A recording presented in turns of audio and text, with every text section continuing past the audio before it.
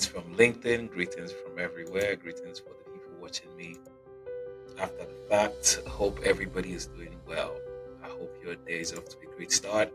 I hope your week has gone well and you've accomplished the things that you have been hoping to accomplish. Welcome to this week, Thriving Beyond Borders with Nnamdi. Again, I'm your host, Nnamdi. I come here every Thursday and I really talk about immigrants, African immigrants, and how we can position ourselves to be better value-adding citizens of our new home country, especially if you were resident in the United States. And speaking of being better citizens, better value-add members of the society, today's topic is, in alignment with, the events of this week. I want to especially talk about I want to specifically speak on the topic I've titled Beyond the Ballot Box, what local elections mean for immigrants and immigrant neighborhoods. And so over the next 20 minutes, I'll be addressing this topic. And I'm talking about this because we just concluded our special elections here in Georgia and across the country.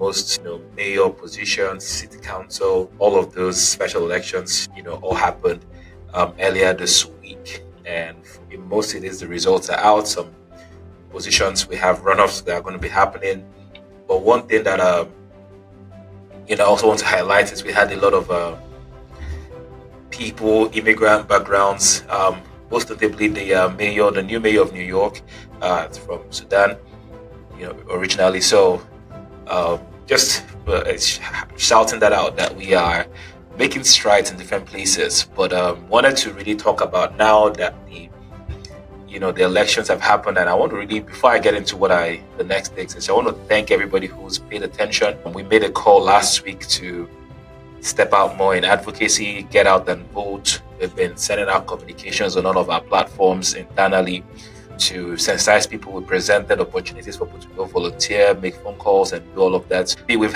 made a really big push this season to be louder about participation, regardless of what your affiliations politically might be. One thing that what we've established is we can't afford to sit by the sidelines and not get involved, because policy matters, elections matter, and advocacy is important. And so we have been pushing that from when we had the conference, our advocacy conference, a few weeks back, and beyond. We've been trying to really strive to be loud and get people immersed and involved. And so for everyone who went out and voted, who got involved in one way or the other, for everyone who ran for office, outcome regardless, congratulations. And it's a big win for our community. It's a good step in the right direction. And today I want to talk more about why local elections matter, especially for immigrants and immigrant neighborhoods. Right now that the elections are behind us, this phase of the election, what happens next? How do we stay engaged? How do we influence outcomes? How do we translate our voice into everyday power? And that is what my conversation today will be about. And I want to start by reminding us, beyond we get enamored by the national, federal elections, the presidency. That's always a bigger deal when it happens. But local government actually directly impacts our communities a lot more. Talking about housing, schools, transportation, business permits, community safety. These are local government has more impact on these things more than the federal government, right? Local elections, they often get less attention. If you look at the numbers versus the federal elections, the government, the presidency, the governorship elections, the numbers were wild compared to the numbers for local elections. And that's always how it's been. But these are the ones that actually matter, that we need to be more engaged, that we need to pay more attention to.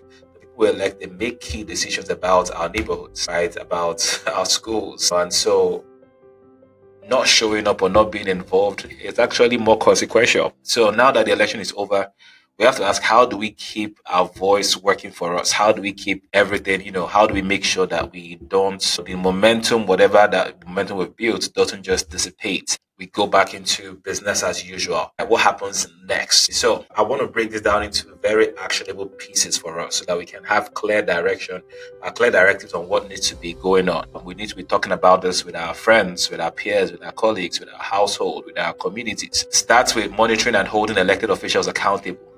right? I want to encourage everyone to track how your newly elected or re-elected officials are performing. Pay attention to their performance. What are their campaign promises versus what they are doing?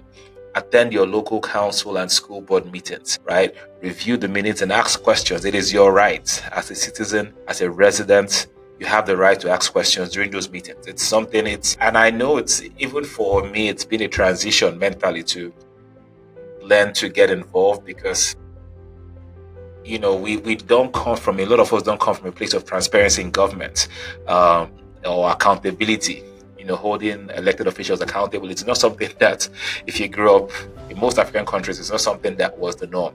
And so it's a mindset shift that we have to have, because we're in a different system now. We're trying to create a better system.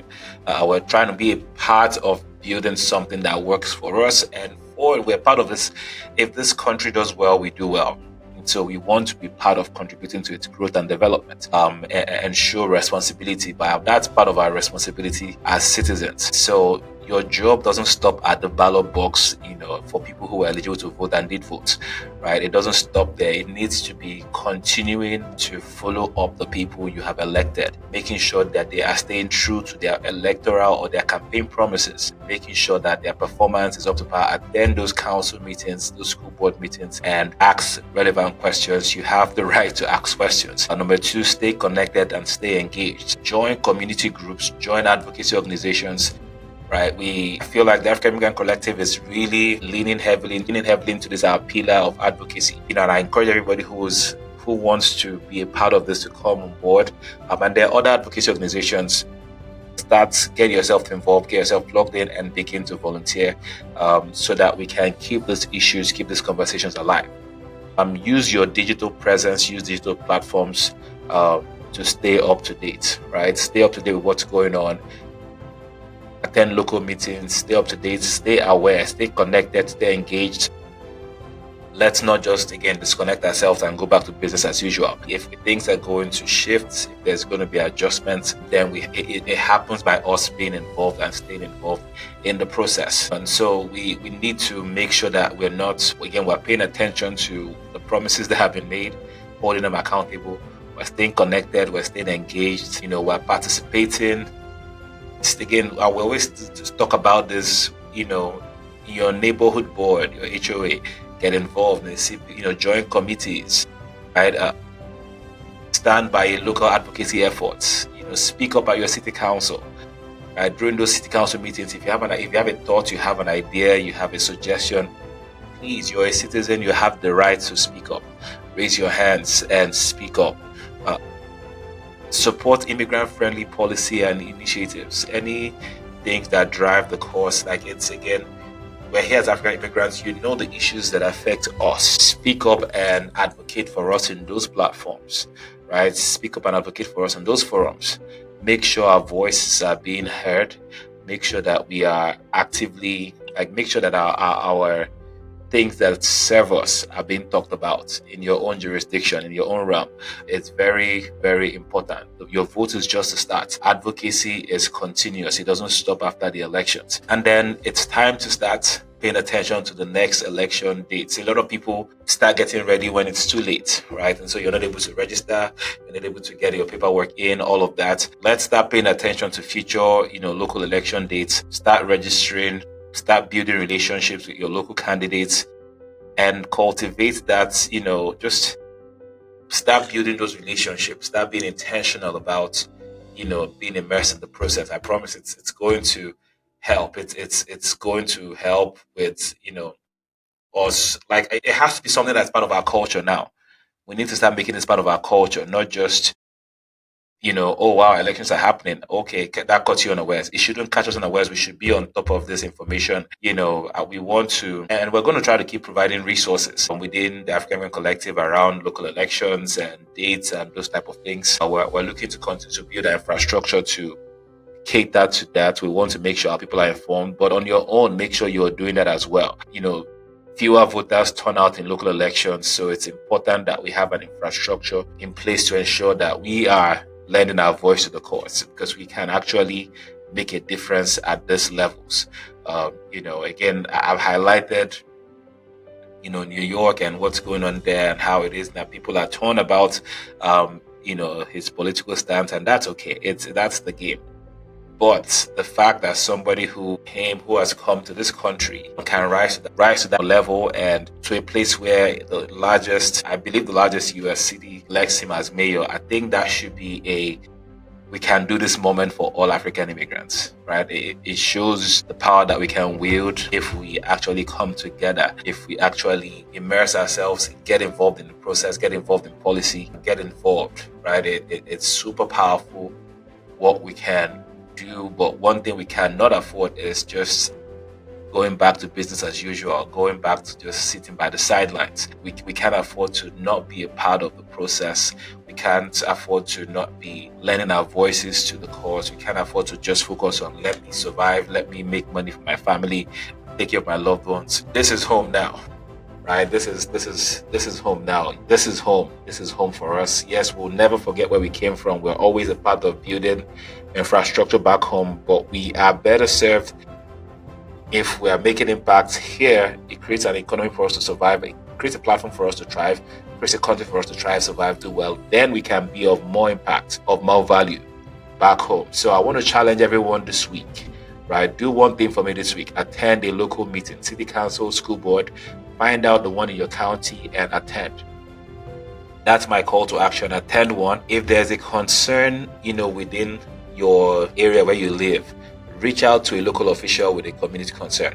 Whether it's with parking in your community, maybe you live in a subdivision and there's rules and things that maybe are not palatable, making it uncomfortable to live there, or maybe there's things going on that is not conducive. Reach out to your local official with a concern this week. Write a letter, write an email. They're there to work. They work for you. They work for us. And then join the African Immigrant Collective. Get involved in our advocacy initiatives. We have a few coming up next year. And then make a commitment to identify the next election dates and put that in your calendar.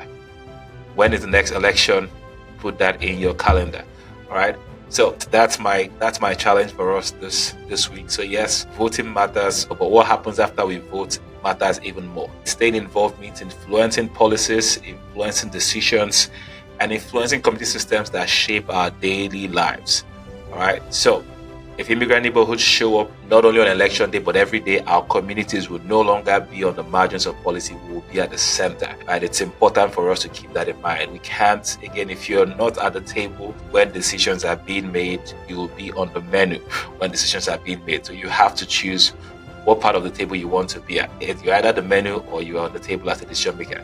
All right. Remember, together we're driving beyond borders. Thank you for listening to me. Thank you for joining me for this very quick one today. And let's keep building. Let's keep driving beyond borders. God bless you, and I'll talk to you next week by God's grace.